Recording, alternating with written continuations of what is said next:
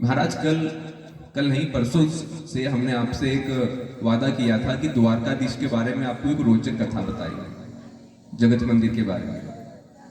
समय लग नहीं पा रहा था, चलिए आज याद आ गई तो बता दें आपको।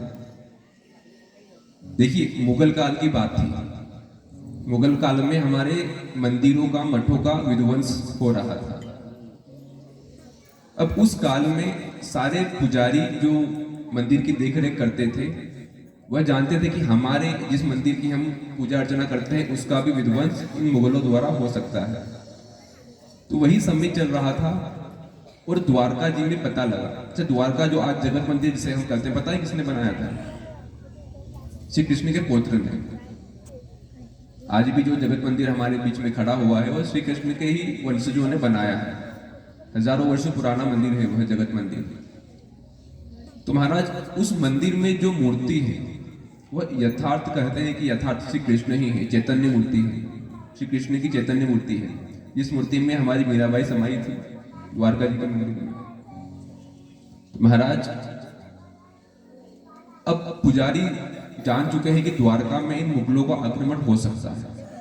अब हमें हमारे प्रभु का किसी न किसी प्रकार संचय करना पड़ेगा, इन्हें बचाना पड़ेगा, प्रभु को इनकी मूर्ति को टूटने से पहले बचाना पड़ेगा। महाराज किस प्रकार किया जाए?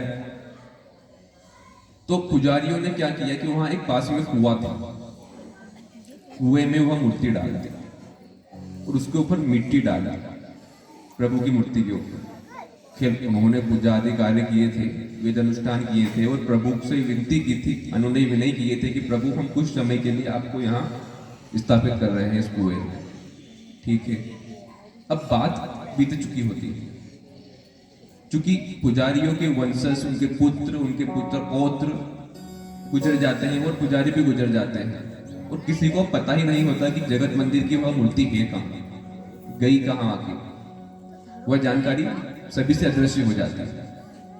अब महाराज, अब प्रभु की मन में आया कि मैं पुनः जगत मंदिर में विराजमान हूं। प्रभु द्वारकाधीश को अब जगत मंदिर में पुनः जाना है, बैठना है। महाराज प्रभु ने लीला रची।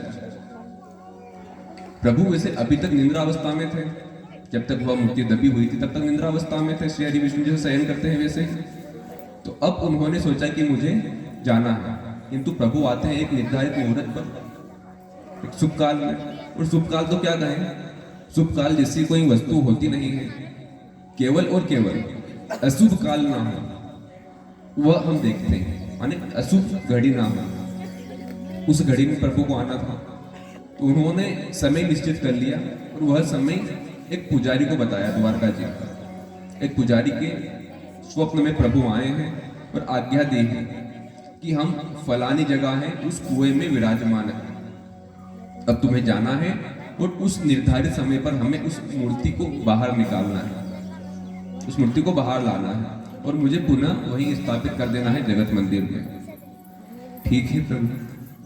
अब सुबह पुजारी उठता है, देखता है अपने इर्द गिर्द प्रभु तो कहीं है नहीं, किंतु अपने स्वप्न के बारे में सोचता रहता है कि मुझे स्वप्न आया है, प्रभु ने आज्ञा की है।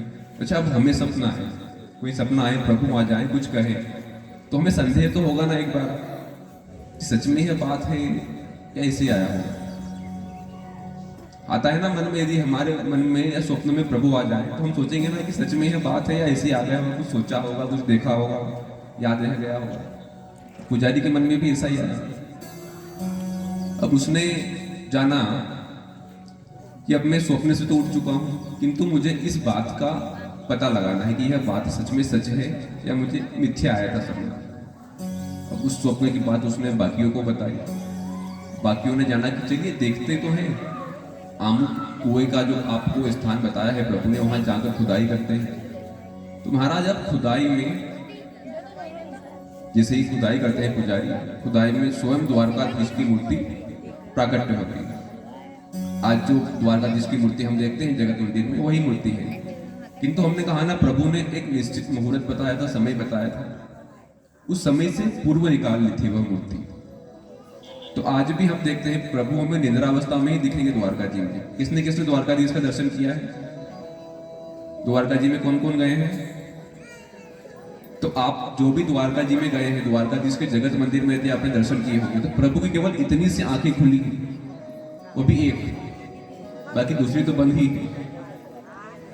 तो वह यही कारण है कि प्रभु निद्रा अवस्था में थे, मुहूर्त नहीं आया था, पुजारियों ने वह मूर्ति केवल देखने के लिए निकाल ली थी। प्रभु से क्षमा याचना की और प्रभु को स्थापित आज के समय में जगत मंदिर में, हे प्रभु हमारे बीच।